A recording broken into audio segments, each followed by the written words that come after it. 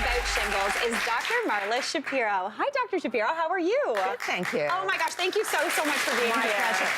So this is a really interesting topic. So first off, for those who don't know, what is shingles? So shingles is chickenpox coming back to haunt you. Okay. So for most Canadians in the age group, at least over the age of 30, most experience chickenpox. Got your chickenpox, it left, but it never leaves your body. Oh. The virus stays dormant in what's called the dorsal root ganglia, fancy way of saying in your spine. Okay.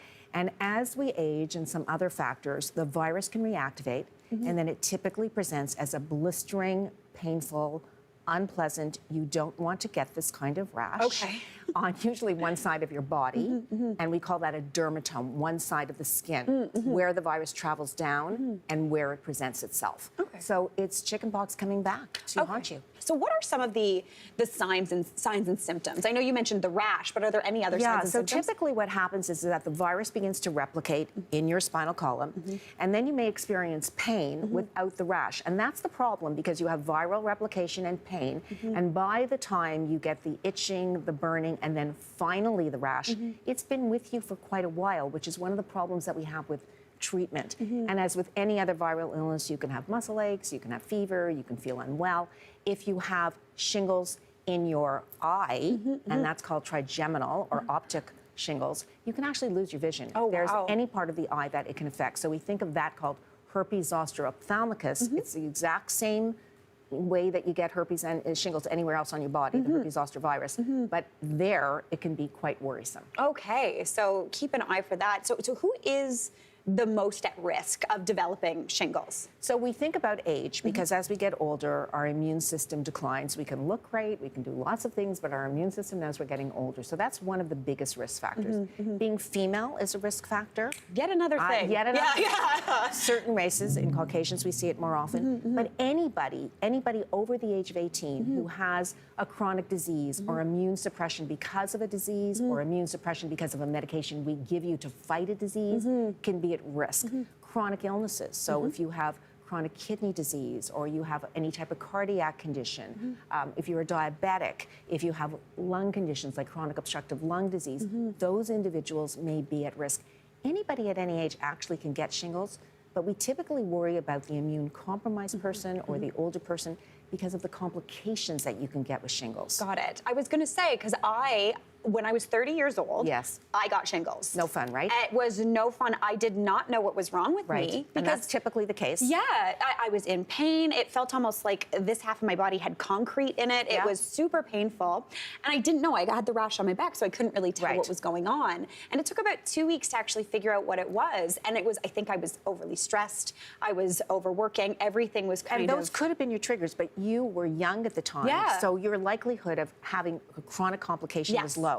So we typically think for the average individual over the age of 50, if you get shingles, you get it, you're miserable for 10 to 14 days, it typically goes away. But one of the common complications is a chronic pain syndrome called post-herpetic neuralgia. And if the pain is with you for more than 90 days, even after the rash is gone, that pain may be with you forever. Oh, wow. So think about that pain that you have. Oh, God. And think about how it could impact on the quality of life. Emotionally, people feel really worn down, depressed. They don't want to see people socially. It really has an ongoing impact if you run into that secondary complication. So if you do get shingles, if it does have a flare-up, what are some ways that we can actually treat that? So that's the problem, because we talk about starting antiviral medication within 72 hours of a window. But as we've talked about, like someone like you, you had the pain, it took a while until you realized there was a rash. It's long over that 72-hour window of opportunity to treat. So even though we may offer you an antiviral, it may absolutely not shorten the course or change the outcome of the complication of what's called PHN, or post-herpetic neuralgia, that chronic, horrible pain syndrome. Okay. So what can we do to decrease that risk? So, you know, we now have a vaccine on the market. We've previously had another vaccine, but we have a newer incarnation of a vaccine for shingles. We typically recommend it at age 50 or older. It's 2 vaccines, typically separated by a 2-month window or up to ideally a 6-month window. If you have to extend it 1 year, you can. And we recommend it for anybody over the age of 18 who has conditions that put you at an increased risk. So anything that immune compromises you, those diseases that we mentioned, even in younger individuals. You at 30 was a healthy individual who got shingles.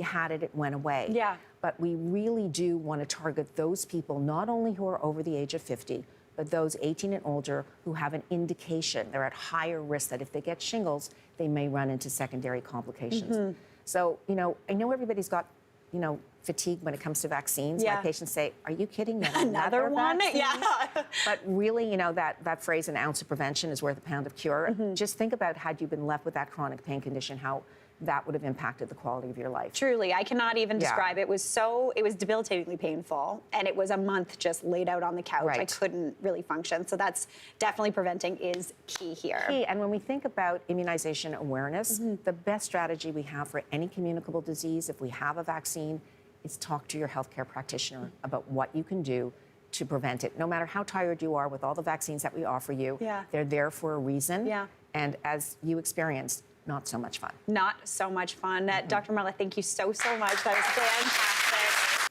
Hey, Mary here. What did you think? Drop your comments below, and don't forget to like and subscribe for more of the good stuff.